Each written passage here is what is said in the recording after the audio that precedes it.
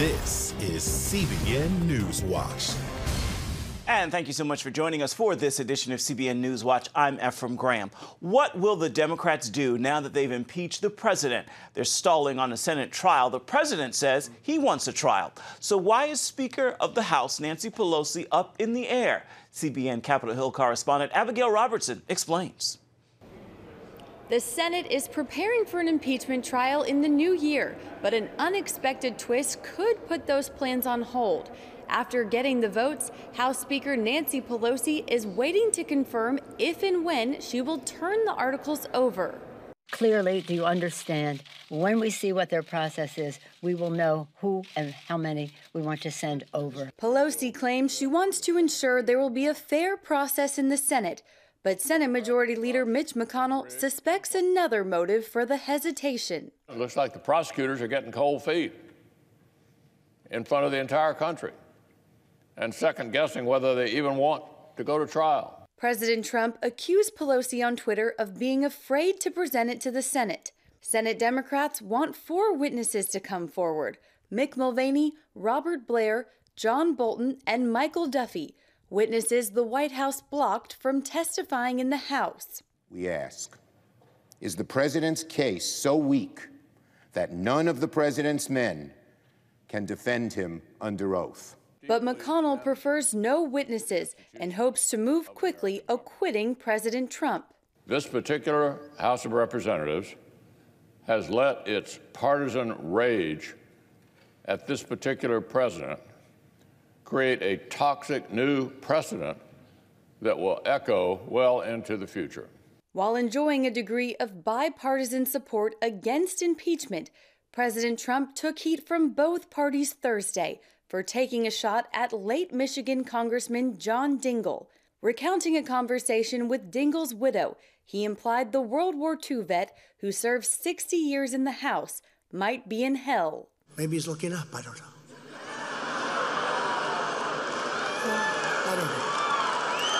Maybe. A move CBN News chief political analyst David Brody warns could cost Trump in Michigan, a state he won by 0.23% in 2016. He needs every single vote to win this battleground state of Michigan. And let's be honest, if I could use this intellectual word, dumb comments by Donald Trump, unforced error. Congressman Dingell's widow, Debbie, who now serves in his old congressional seat, says as she prepares to spend her first holiday season without her husband, Trump's hurtful words make her healing that much harder. Reporting from Capitol Hill, Abigail Robertson, CBN News. 7 Democrats running for president took the debate stage at Loyola Marymount University in Los Angeles Thursday evening. As the Iowa caucus grows closer, the smaller group looked for opportunities to differentiate themselves and to tear down their opponents. Jennifer Wishon has some of the highlights. The latest face-off came one day after the historic vote in the House to impeach President Trump, a subject addressed right out of the gate. We've now seen the impact of corruption, and that's what's clearly on the stage in 2020, is how we are going to run against the most corrupt president in living history. What conservatives, I think, understand is that we cannot have a president with that temperament who is dishonoring the presidency of the United States. My job is to just go out and make the case why he doesn't deserve to be president of the United States for another 4 years. With the timing of the PBS NewsHour Politico debate just weeks before the Iowa caucuses, candidates appeared to distinguish themselves and diminish their opponents. The mayor just recently had a fundraiser that was held in a wine cave full of crystals and served $900 a bottle wine. Think about who comes to that. Billionaires in wine caves should not pick the next president. According to Forbes magazine, I am literally the only person on this stage who's not a millionaire or a billionaire.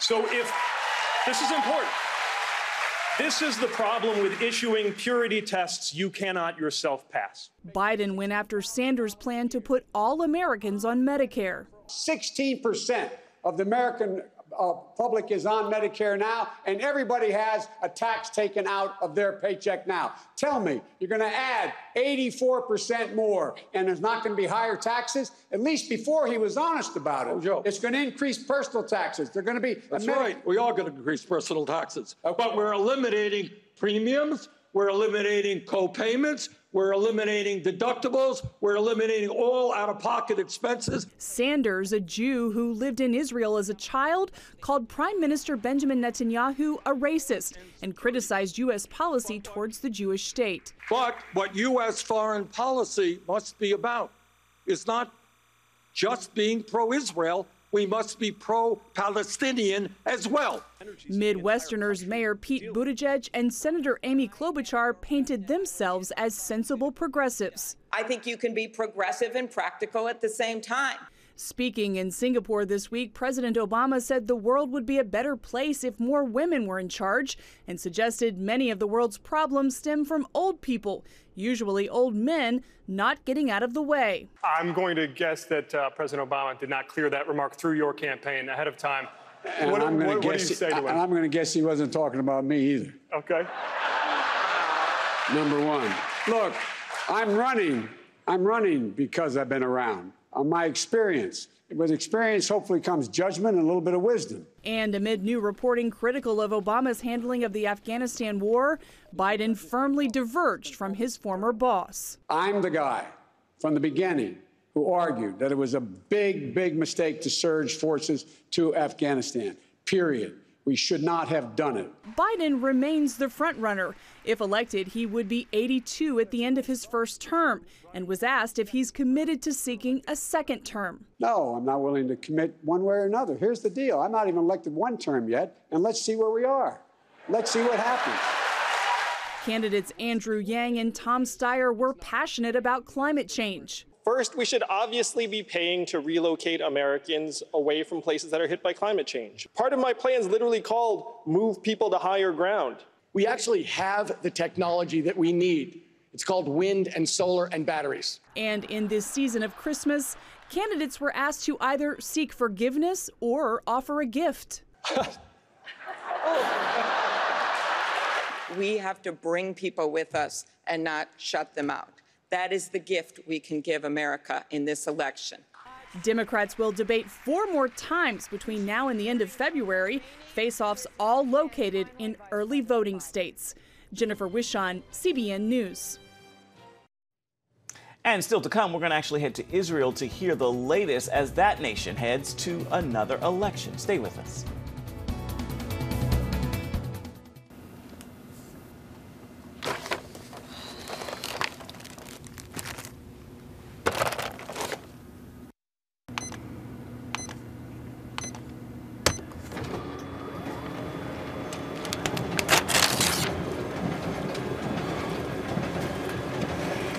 Life is better with a good night's sleep. Get your free DVD or booklet of Protect Your Sleep today. I'm Ephraim Graham, and this is Studio 5. Cruise with me as I discover the good things happening in the world of music, sports, television, and movies. The fact that Ryan Coogler was going to be directing the film, I knew that something special was going to happen.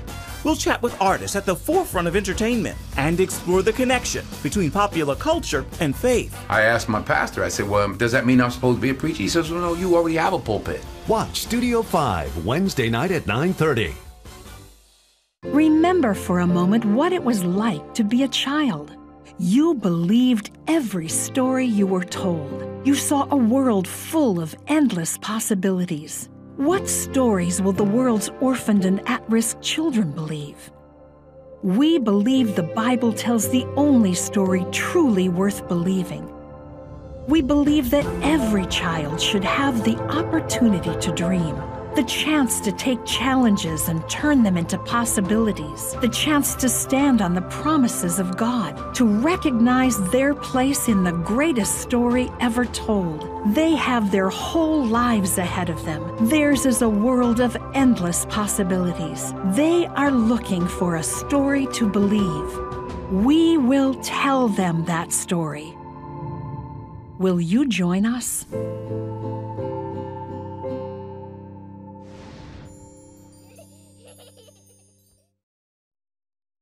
It has the power to influence weight loss, boost your immune system, and improve brain function. We've seen an explosion of data on the role of the gut microbiome in health. The free Build a Better Gut booklet reveals the latest information about the gut microbiome. You'll discover how your gut affects the rest of your health. The gut microbiome has been linked to depression and cancer and heart disease. Learn how to build a stronger, healthier gut. The microbiome, if it's in good composition, are really protecting us all the time from more invasive things. Get the Build a Better Gut booklet, free from the Christian Broadcasting Network. Call 1-800-700-7000 or go to cbn.com/buildabettergut. You need to make sure that your microbes are working with you, not against you. And if you order online, you'll get immediate access to the Build a Better Gut series, a digital copy of the booklet, and related bonus material. Build a Better Gut today. Call 1-800-700-7000 or go to cbn.com/buildabettergut for your free copy. Welcome back. The U.S. is watching North Korea for any signs of a missile launch or nuclear testing. Officials are expecting it to happen in the coming days and are referring to it as a Christmas surprise. A launch or test could signal a decision by Pyongyang to end its self-imposed moratorium on nuclear and long-range missile tests. This move would deal a significant blow to the Trump administration's major foreign policy initiative to get North Korea back to negotiations about ending its nuclear weapons program. I want to turn now to Israel. Our Middle East correspondent Julie Stahl is joining us from there. So, Julie, what is the latest on Israel's political front? Hi, Ephraim. Well, you know, Israel is going to go to national elections on March 2nd. But before that, in just a week, the day after Christmas, the Likud party is going to have primaries. And what does that mean? Gideon Sa'ar, another member of the Likud, is challenging Prime Minister Benjamin Netanyahu for the leadership of the party. And whoever wins that then goes on to run in the race for the prime minister. So that's a big thing that we're watching here right now. The Gideon Sa'ar, he's very well liked. He's a serious challenge, analysts say, to the prime minister. However, he's not likely to win, so it's probably that Netanyahu will go on. He'll be confirmed kind of in this role as leader of the party for now. But it's definitely something that we'll be watching. That's the day after Christmas there. Indeed, indeed. Now, we know we followed a series of rocket attacks. Is it quiet now in Israel? It's more or less quiet. However, yesterday there were twice, in the morning and in the evening, Hamas did fire rockets at Israel. Israel struck back.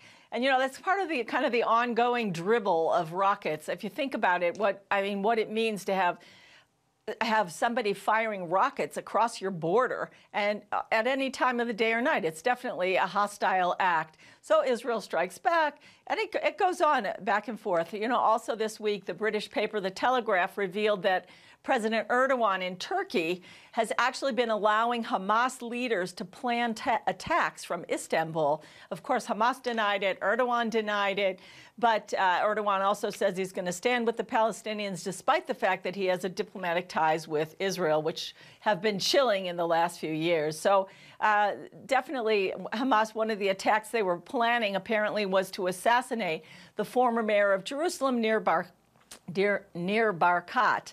So they are definitely still planning attacks against Israel. Real quick, what do you have for us coming ahead on this week's Jerusalem Dateline? Well, you know, Ephraim, this week is not only Christmas coming up, but it's also Hanukkah here. Those two holidays don't always coincide, but this year they do. So there's a lot of festivities planned in the city, and our show actually is going to be about Christmas and Hanukkah. We have about how the traditions of Christmas actually got started, how we ever started celebrating Christmas, the birth of Jesus, and also Hanukkah in the Old City. We have also the history of O Come, O Come, Emmanuel, one of those favorite Christmas carols, and much more. So come and join us on Jerusalem Dateline.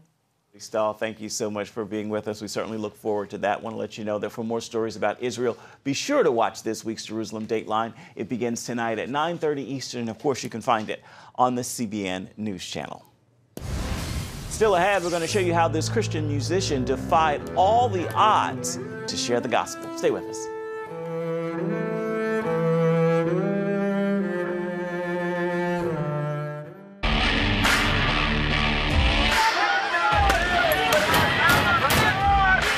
sex before you marry is a bad idea.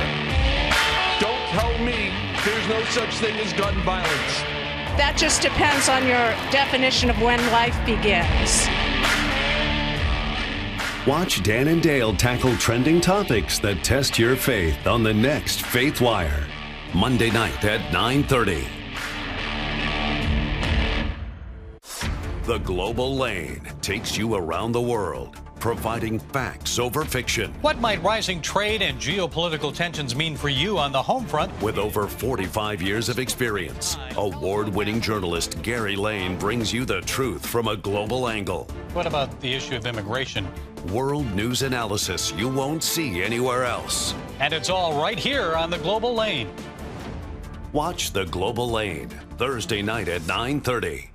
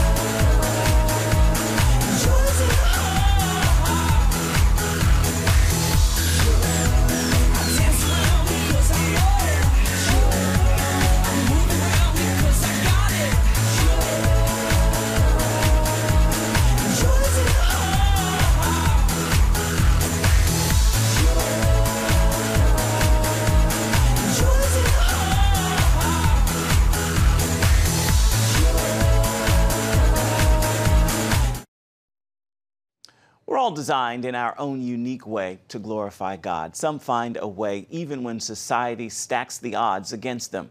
Del Hurd has the story of a remarkable Christian musician from Budapest, Hungary. As a member of Hungary's Roma or Gypsy community, Erden Rotz has known discrimination and obstacles. But his tremendous musical ability has taken him from one of the lowest rungs in Hungarian society to the pinnacle of European classical music as the principal double bass for the Vienna Philharmonic Orchestra. Born into a family of talented musicians, Erden's career path was already set before him at birth. When I was born, my father brought a tiny musical instrument to the hospital to see if I would take it into my hands. From my childhood, music was the most important thing in our family. Music surrounded us. Erden began to play the double bass at age 9. By 13, he had performed his first public solo concert at the Music Academy of Budapest. He was a teenager when his cousin shared with him the message of salvation. At first, he resisted. I was not interested in what they were talking about, but my cousin started to pray. And when I started to pray too, I started crying, and I couldn't stop crying. And when he went to a church service and the altar call was given, he and his mother went forward. He asked us if he could play one of his favorite gospel songs for us, "You Are My Hiding Place."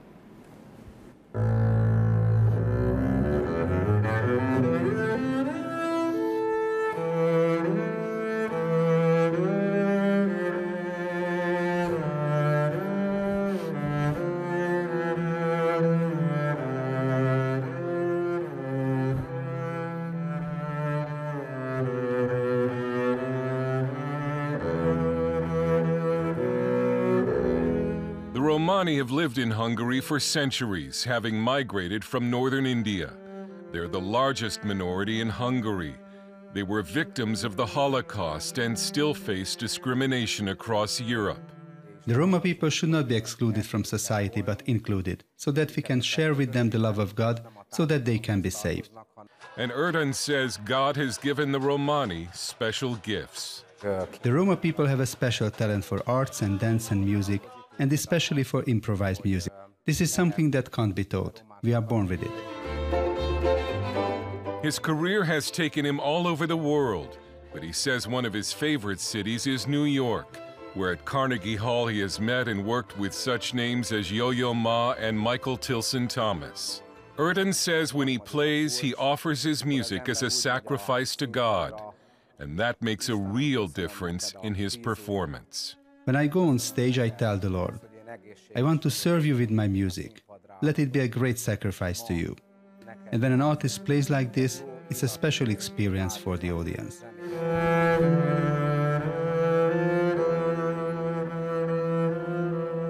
Dale Hurd, CBN News, Budapest.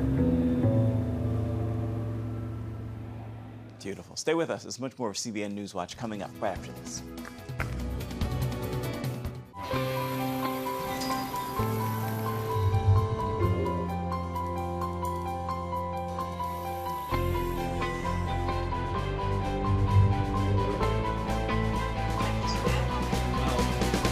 I am Regent's first ROTC graduate student.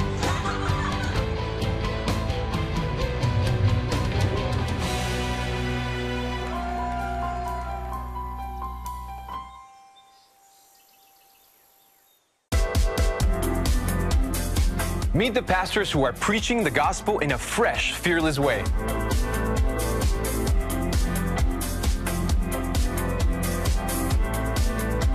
I'm Roberto Torresadillo. Join me each week for Next Gen Voices.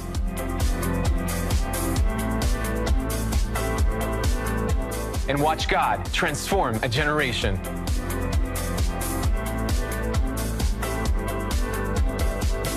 How'd you like to get a redo on your health, on your body, on your arteries, so you could have the energy you had 20 years ago? The great news is you can. I'm Dr. Mike Roizen, chair of the Wellness Institute at the Cleveland Clinic. I've written 4 New York Times bestsellers. But even better than having to read all that, you can listen to this DVD and watch it. Protect your heart? Yes, you can. Here's how. Go to CBN.com or call 1-800-700-7000 for your free copy of Protect Your Heart. Let the medical experts show you their new discoveries on how to avoid heart disease and even reverse it. Easy steps to uncover the hidden dangers in your medicine cabinet, reduce stress, and get a complete do-over for your health. Call 1-800-700-7000. That's 1-800-700-7000. Or go to CBN.com to claim your free copy of Protect Your Heart. Grammy Award-winning artist Lauren Daigle visited the Louisiana State Penitentiary to share the gospel. Daigle performed and announced her fans raised $17,000 to help the inmates make phone calls and to get new clothes for Christmas. The facility is known as the Alcatraz of the South and is the largest maximum security prison in the United States. Most of the inmates are serving life sentences and will likely never experience another Christmas outside of a jail cell. During her performance, she reminded the inmates God meets them exactly where they are. The much-anticipated film Little Women hits theaters Christmas Day. CBN Studio 5 sits down with the cast and the director for this first look. I'm working on a novel. It is a story of my life and my sister's. Make it short and spicy. Greta, this is your second solo directing project. Yeah. Why this story? And if the main character is a girl, make sure she's married by the end. This was my book. This has been in me for so long. It's what you want too, isn't it, Joe, to be a famous writer? Yes. I just had such a clear vision for how I wanted to do this, and the minute this became available, I was like, I better grab it now before anyone tells me I can't have it. I've always known I would marry Rich. Why should I be ashamed of that? There's nothing to be ashamed of, as long as you love him. Well, I believe we have some power over who we love. It isn't something that just happens to a person. I think the poets might disagree. Well, I'm not a poet. I'm just a woman. You're probably one of the biggest male characters in a sea of women. What was that like for you, and how would you describe him? You know, what a treat to get to work on this book with this amazing cast. Saoirse Ronan, work with Florence Pugh.